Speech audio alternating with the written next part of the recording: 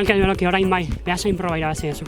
Bai, eskerrik asko. Bueno, lasterketa oso gogorra hasieratik, euriarekin atea gea eta gero jetxierak oso arriskutsuak izan dira eta gero hor izan dugu, lasterketa gelditu da atagoitin eta jetxierak kotxearen atzetik egin dugu eta gero hor maiztegitik metara ja full gas.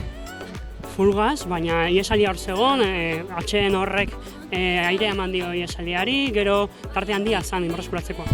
Bai, minutu eta piko hartu dute eta gero ja tarte hori murriztea pixkat zaila izan da, baina Gabiriko igoeran atake batzuk egon dira eta gero jetxiera oso azkarra egin dugu eta gero ja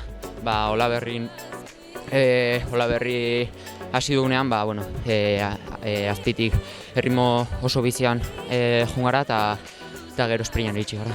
Europeotara behira orain?